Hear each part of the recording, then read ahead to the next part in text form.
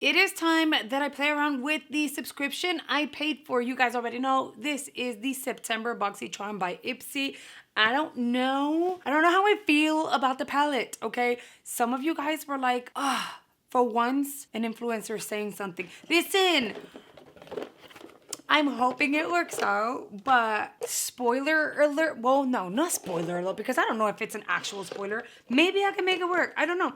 But what I do know is a lot of people are saying that a lot of the tones all kind of do look alike, even though they're different once you apply them. They're very redundant, and it's not a very versatile palette when it comes to colors, even though it looks like it when you apply it, it is not. Also, I'm going to test something out because one of you guys told me that you prefer the formulas. We will test the formulas where I'm scared. We skipped on this because this is a chemical peel, very like sensitive one, nice and light, but it is a chemical peel. I applied this last night. When it comes to products like this, you're not going to notice a difference immediately. You have to give it like a day or two. So I'll use this a few days this week. We'll see how it progresses, but that's what the skin is looking like right now. Simple, basic, like obviously I have my foundation, a primer. Oh my God, this primer.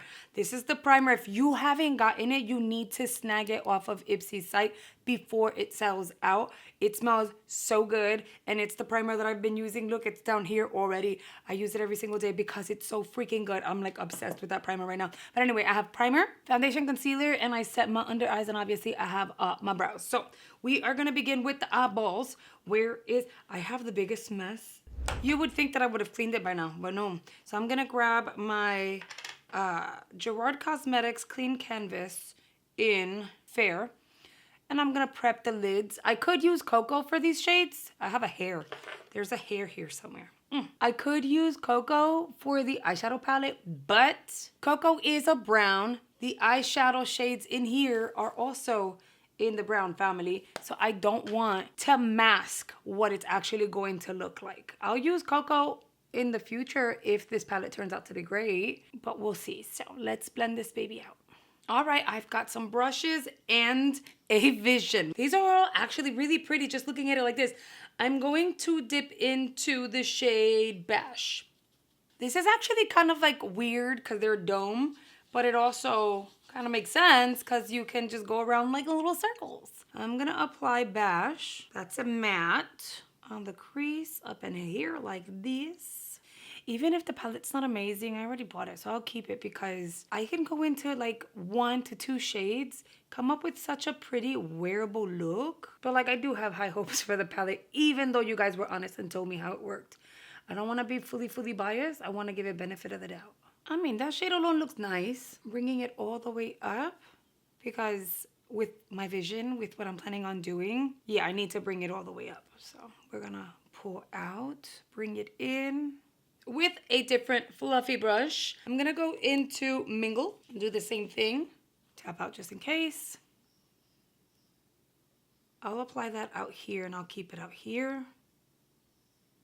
I mean, it's pigmented. We can't be mad at her. We'll go back in and blend this area out. I just wanted to see, because I swatched Mingle, Formal, Affair, and Fetty, and it all looked the freaking same. I was like, let's see. And before we blend this area out, I'm going to drag whatever's left on the lower portion of the eye. That's a lot of pigment. I never even went back into the dome. It's not even a pan at this point, it's a dome. But I mean, it picked up a lot of pigment. And then I'll pull out just like this. With an eyeshadow brush, I'll go into Gala. I'm gonna tap out. And let's tap Gala in here. I feel like Gala should have been a little more poppy and she's not. It's a pretty shade, but not what I wanted. So now I'm gonna have to do the same thing on the other side and color build on top of that one to make it brighter. So we're gonna do that. I'm gonna flip my brush over and I'll go into Celebrate. And then I'm gonna tap Celebrate on top of Gala. And I feel like it's not doing much of anything, which freaking sucks. And is it just me or this is not as dark as it was a few seconds ago? Okay, something's changing. Those 2 shades in the inner corner are pure disaster. Let's try another shade. Let's go into Event. That one doesn't seem to be picking. Oh, never mind. It does. I mean, it doesn't look like it on the brush, but it is picking up.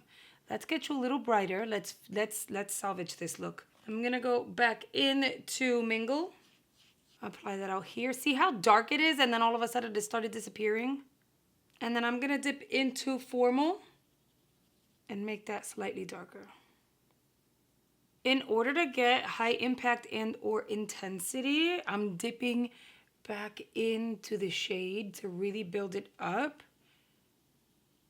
I'm gonna go in with the brush we used on the crease initially, and I'm gonna diffuse this gently. I mean, it's coming together, but not without effort. I wanna deepen this a little more.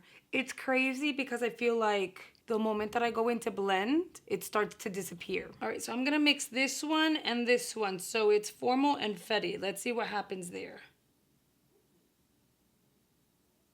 I'm gonna grab my Gerard Cosmetics setting spray. I am going to wet a brush and I'll go into, say, Masquerade. And then I'll apply Masquerade right here. Let me use a little mirror, hold on. It turns more, oh, that's the setting spray. I'm like, it smells like peaches. It's my setting spray. Okay, so it turns into a cream if you use a wet brush. All honesty, I think I like it wet better. Like, it looks nicer on the lid, shinier, smoother. I think the tip of wetting your eyeshadow and or your brush in order to apply this eyeshadow has saved today's look. So thank you very much. By the way, we got Intense Fallout, which is bonkers, like a lot of fallout. The Lilac Quartz. I'm gonna try this on the rim of the eye. So many of you guys were saying that you love these on the rim of your eye because it looks really, really pretty. There's another person, I can't recall your name, I'm sorry, but you were saying how they suck because they're so creamy. They really, really are creamy. So you have to be very careful with the amount of pressure you apply. Oh, that's a pretty purple.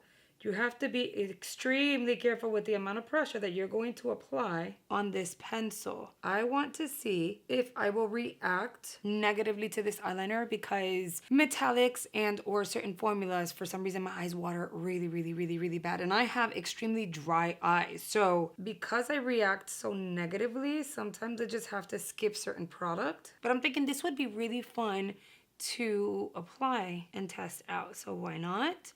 I'm gonna apply, my eyes feel weird already. I'm gonna act like it's not happening. Maybe I'm just getting in my own head. I'm gonna apply some up here and I'll blend it out gently. That way it catches the light really nice. And then in the inner corner, just a little bit. Let me move forward and apply mascara. I feel like I'm really gonna pack this mascara on. If only I can find my mirror. I was gonna tell you guys, this mascara is freaking fantabulous. I love it. The only thing is, it's an insane mission to remove off of your lashes. And I double cleanse. Girl, I woke up this morning with mascara anyway. It was crazy.